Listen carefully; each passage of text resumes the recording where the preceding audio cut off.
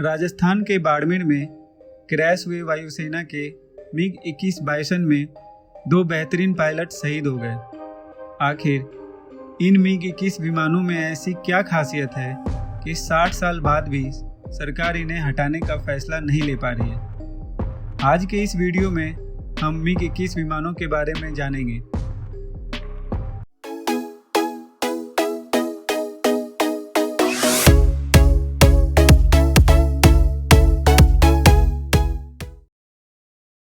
भारतीय वायुसेना का फाइटर जेट MiG-21 बाइसन 28 जुलाई की रात को राजस्थान के बाड़मेर में क्रैश हो गया था। इस दुर्घटना में विंग कमांडर मोहित राणा और फ्लाइट लेफ्टिनेंट अद्वितीय बल शहीद हो गए। वायुसेना में फ्लाइट ट्रेनिंग के लिए ट्रेनर एयरक्राफ्ट का इस्तेमाल किया जाता है। आशंका है कि ये दुर्घटना विमान के इंजन में आग लगने की वजह से हुई।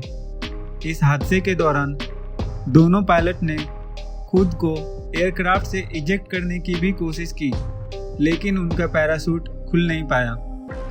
इसके बाद विमान एक जोरदार धमाके के साथ नीचे जा गिरा।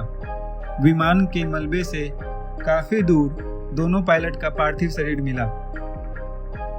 हालांकि ये इस तरह की पहली घटना नहीं है। जनवरी 2021 से लेकर अब तक 6 MiG-21 विमान दुर्घटना के शिकार हो चुके हैं, जिनमें कुल 5 पायलट शहीद हुए हैं।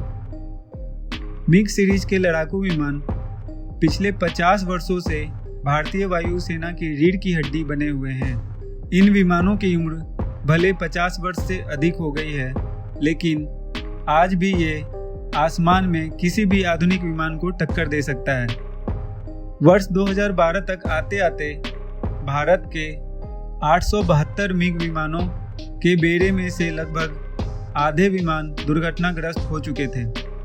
वर्ष 1970 से लेकर आज तक भारतीय वायुसेना के 180 से अधिक पायलट MiG विमानों की उड़ान के दौरान शहीद हो चुके हैं। MiG सीरीज विमानों की दुर्घटनाओं के पीछे 5 कारण माने जाते हैं। पहला कारण, आसमान में ये विमान 2500 किलोमीटर प्रति घंटा की रफ्तार से उड़ सकते हैं, जो इसे सबसे तेज फाइटर जेट्स की श्रेणी में लाकर खड़ा करते हैं। इसके अलावा लैंडिंग के समय भी MiG विमानों की स्पीड लगभग 350 किलोमीटर प्रति घंटा होती है, जो काफ़ी अधिक है।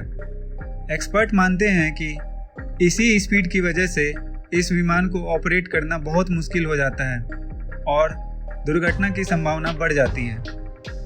दूसरा कारण है इस सीरीज के विमानों का डिजाइन। दरअसल एक्सपर्ट कहते हैं कि इस विमान की कैनोपी आकार में बहुत छोटी है। कैनोपी असल में विमान के उस हिस्से को कहते हैं जहां बैठकर पायलट विमान को ऑपरेट करता है। कहा जाता है कि आकार में इस हिस्से के छोटे होने से कई बार पायलट को रनवे नहीं दिख पाता। ऐसे में चूंकि विमान की स्पीड काफ़ी ज़्यादा होती है, शायद इस वजह से भी कई बार दुर्घटनाएं होती है। तीसरा कारण है इन विमानों की लंबी उम्र। भारत को वर्ष 1963 में MiG सीरीज का पहला विमान मिला था, लेकिन कई दशकों के बाद भी ये विमान भारतीय वायुसेना में अपनी सेवाएं दे रहा है। हालांकि कई भी विमान ऐसे भी हैं जो रिटायर हो गए हैं। चौथा कारण है MiG विमानों को बनाने वाला रसिया भी वर्ष 1990 से इनका निर्माण नहीं कर रहा है। इसलिए इन विमानों की सेवा बनाए रखने के लिए भारत को इजराइल और दूसरे देशों से इसके स्पेयर पार्ट्स लेने पड़ते हैं। ऐसे में दूसरी कंपनियों के स्पेयर पार्ट्स इस्तेमाल करने से भी दुर्घटनाओं की संभावना बढ़ जाती है। आखिरी कारण है कि MiG सीरीज के विमान सिंगल इंजन वाले लड़ाकू विमान हैं, जिसकी वजह से जब उड़ान के दौरान इंजन में खराबी होती है तो इसे सपोर्ट करने के लिए दूसरा इंजन विमान में नहीं होता है, और यही वजह है कि दुर्घटनाओं को रोकना मुश्किल होता है। असल में MiG विमानों को तेजस विमानों से रिप्लेस करना था, जो भारत में ही विकसित हो रहे हैं, लेकिन इस विमान को विकसित करने में वर्षों की नहीं बल्कि दशकों की देरी हुई। भारतीय वायुसेना को इस समय 42 स्क्वाड्रन की जरूरत है, एक स्क्वाड्रन में 18 फाइटर जेट होते हैं, यानी कम से कम 756 विमान चाहिए होंगे, लेकिन हम इस संख्या से अभी पीछे हैं। इन तमाम स्थितियों को देखते हुए ही भारत ने फ्रांस से रफाल की 2 स्क्वाड्रन खरीदी हैं। 36 रफाल विमानों के अलावा भारत को 40 तेजस विमान भी मिलने वाले हैं। अभी भारतीय वायुसेना के पास MiG-21 विमानों की 4 स्क्वाड्रन हैं। इन्हें अगले 3 वर्षों में रिटायर करने का लक्ष्य रखा गया है, यानी वर्ष 2025 तक वायुसेना से सभी MiG-21 विमान रिटायर हो जाएंगे। जब भी देश में कोई MiG-21 विमान क्रैश होता है तो अक्सर इसी तरह की बहस होती है कि हमारे वायु सैनिक कब तक इन विमानों को उड़ाते रहेंगे।